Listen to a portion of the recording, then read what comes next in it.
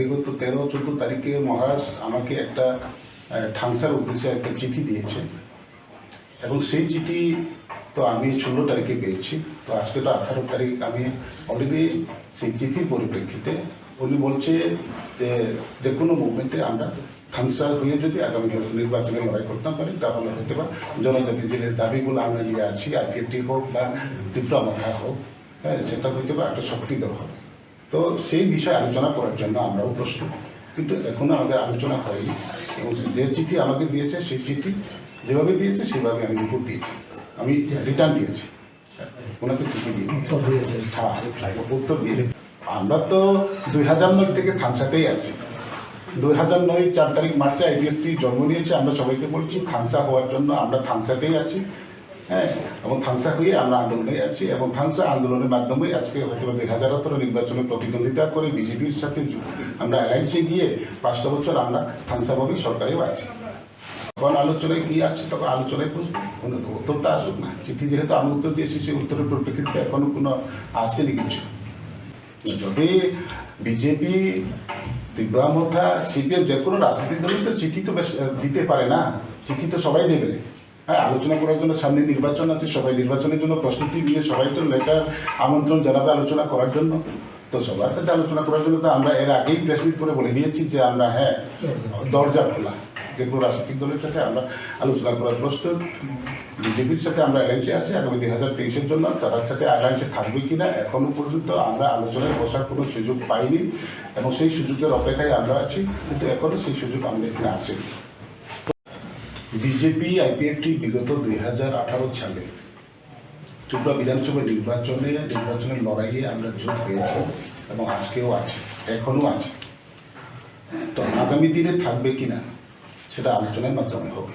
তো সেই আলোচনা আমরা এখন বিজেপির তরফ থেকেও কোনো আমন্ত্রণ আছে বা আমরা এখন কোনো আলোচনা করার সুযোগ পাইনি।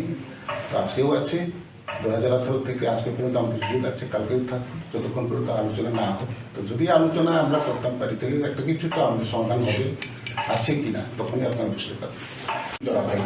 এমন বাগিয়েছেন দল হয়তো বা আঞ্চলিক রাজনৈতিক দল উন্নয়ন হয়তো বা চুনি দল হইতে অনেক কিছু লিডার অবাসা অবাসা প্রেসিডেন্ট ছিল কারি থাকা এই বক্তব্য চুনযত দিকে ফুলফিল চুনি যে তমানি চুনা হই তিনি আগামী নির্বাচন লড়াইখানির মতন যিনি দল নির্বাচন আলোচনা পাইজা এবং চুনযত সাইডন যিনি মোটামুটি যতন রেডি চুক্ত যত রাজনৈতিক দল বৈঠক। তো 2018 ইলেকশন বিজেপি বা এলেকশন থাকে, এলেকশন ফাইভে বলছি ত্রিপুরালি সাইড ফাইভ जों लास्ट फाइट साइमाया बा सेकेंड फाइट जों आबो कुनो फ्राय जों माया सान खायमा थांनाय बयजोंनो जों टिप्रालेन साननो बय लगे ती आपाय था दाबो जों सानै थाङो हाय दिबा जोंनि सामों जों खायमा थांनाय प्ले जों सान थानाय नङाबो हाय सान गांकाय नों हाय खायया था खायसनाय बा मा जों सुले का तो जों सामों जों खाय थाङो।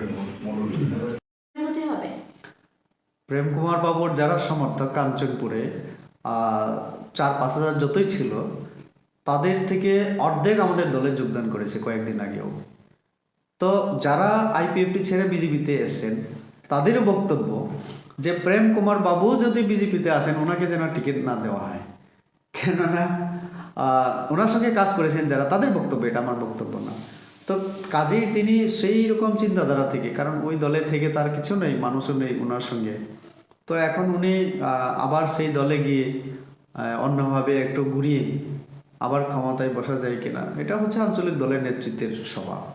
তার কাজেই আমি আশাবাদী যে মানুষ সচেতন।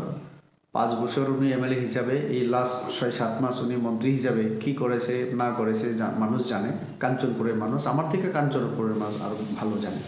তো কাজেই এরকম আঞ্চলিক দলের নেতৃত্বরা এরকমই করবে, এই মাথাও সেটাই করবে আগামী দিনে। তার জন্যই তারা বলছে যে আঞ্চলিক দল কোনোদিন স্থায়ী হতে পারে না।